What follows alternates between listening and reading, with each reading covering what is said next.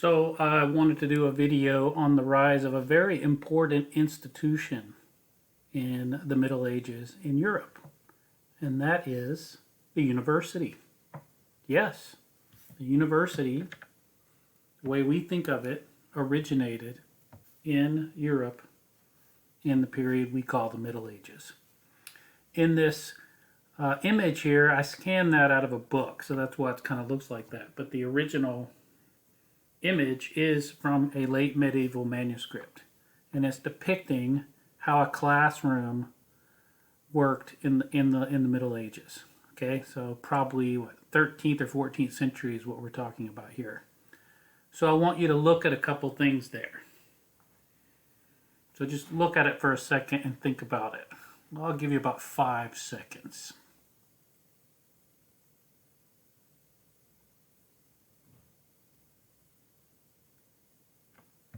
Okay, so what do you notice?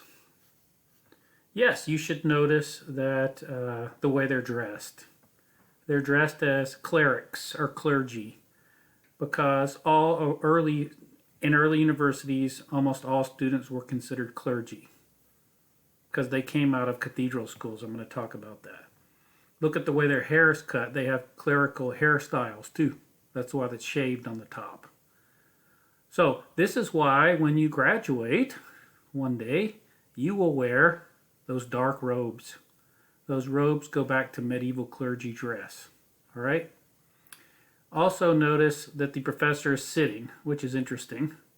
I don't know if they always sat, but this depiction is interesting. I've seen more than one depiction where the professor is sitting, and the professor here is reading from a text. And I think the hand up by the mouth represents that they're speaking. So he's giving a lecture here.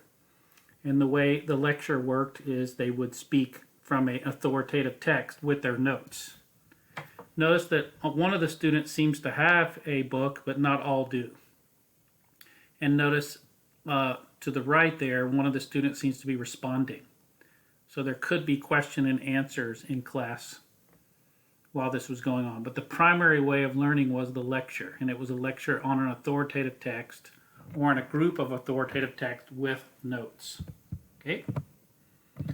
So, the rise of the universities, as I was just saying. The universities originated out of monastic and cathedral schools. I mentioned those briefly before, but in the 10th and 11th century, you really had the emergence in different places in Christian Europe, in this case, of schools associated with monasteries and cathedrals. Now, the monastic schools were generally internal. There were some external students, meaning ones that didn't become monks, but generally speaking, monastic schools were internal to train monks in their way of life. And it was specific towards monastic living and monastic theology. Cathedral schools existed to train clergy, to train priests, bishops, and others who would have clerical or ecclesiastical church functions. Okay?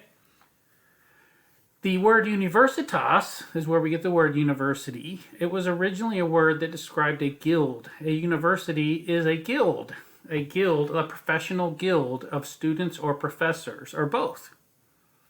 And so you could have a guild of carpenters, or a guild of shoemakers, cobblers, right? Or a bankers guild. Well, the university was what developed from the guild of educators, we might say today, the guild of students and teachers. Okay? The earliest university that most people would say, I think, is the university that originated in Bologna, in Italy. And it focused on the study of law, both church law or canon law and civil law or political, law outside of the church in society. So that was the earliest university.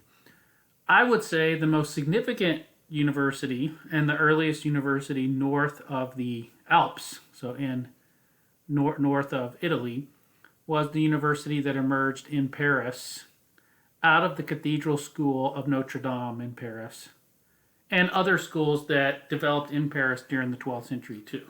Okay, and it was all in the center part of Paris there. If you go to Paris, the old medieval part where Notre Dame is, the cathedral still today. And this is where the University of Paris originated, because you had students coming there during the 12th century from all over to learn. Okay, look at the document on the right there. You can see a medieval text. So remember, this was before printing. So these are manuscripts. This was handwritten. The document you see there shows you how a professor would have taught. So this is actually a biblical text. This is the text of the Bible. You see it? Okay, that's the text of the Bible. And it's actually, I looked this up, it's actually the Gospel of John where Jesus meets Philip. You can see the word Philip there. So the Gospel of John, I want to say the first chapter of the Gospel of John in our modern text. And he says, "Sequere me," follow me. And Philip was from Bethsaida, and Andrew and Peter. You see that? Okay. Now, what is this then? If this is the text of the Bible, what is all this other stuff? Well, that's the commentary. So the professor would read through the text of the Bible and do commentary on the text. And he would pronounce the commentary and give a lecture, and the student would take notes or listen, and one student might take notes for more than one, and then they would share them. Okay? So students, and they could stop and ask questions in certain cases. I'm sure just like in any class today, it depended on who the professor was and what their style was and all that. So that's how they did the lecture. And this was done not just in theology, but other topics too. So you have an authoritative text and then commentary on that text, okay? Now, Paris emerged first, but some other very famous universities, you might have heard of Oxford and Cambridge. Oxford and Cambridge in England.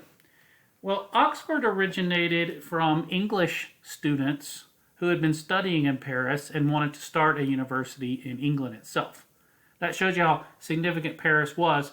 It had students from all over all over Christian Europe, not just Northern Europe, but all over Christian Europe coming there. So from Northern Italy, Southern France, England, all over parts of what would be modern day Western Europe, Germany, etc. Okay? And so as the desire for more learning spread in other places too, and there were schools in those places already, similar style universities developed, or places where universities have their own style, but they all had similarities to some extent. A university. Oxford was like that in England. Oxford was the first university in England. So how did Cambridge come about? Well, there's kind of a funny story. Funny might not be the right word. Interesting might be a better word. Interesting story of a town gown fight. The town gown fight is not a new thing either, right? So there was a student, and remember, students at universities at this time were all male, as were the professors. They were called masters or teachers. And generally speaking, about 16 to early to mid-20s. Okay, those were the students' ages. So people like that can sometimes get in a little bit of trouble. Do things they probably shouldn't do sometimes. Well, what happened at Oxford, there was a bar, students hanging out. There was a situation where a young man was accused of debauching a young woman. There were different versions of the story.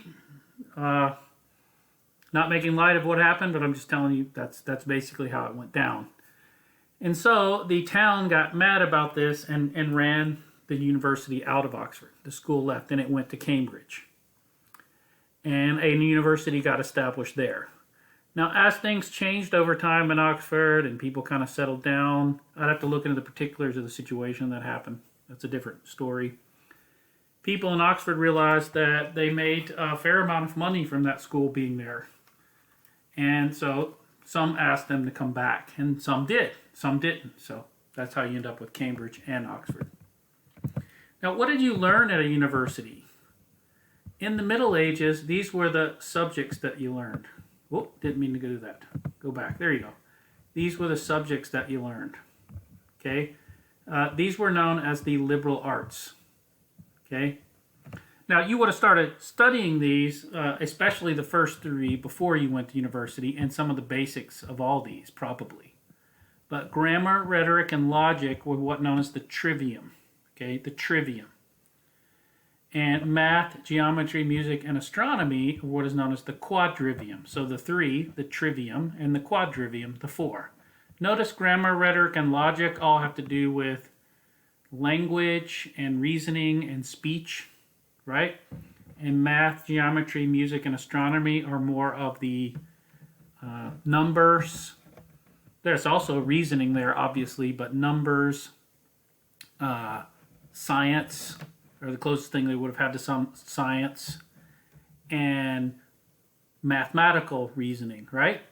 So those were kind of the four. The quadrivium was more of the, quote, STEM subjects, and the grammar, rhetoric, and logic were more of the humanities type. And logic is kind of an in-between, I guess.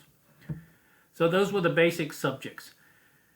After you went to university, you would receive a degree. So these were the arts, the liberal arts, the arts here. So when you received your Bachelor of Arts, or in Latin, your Artium Baccalaureus, it was in these subjects, okay?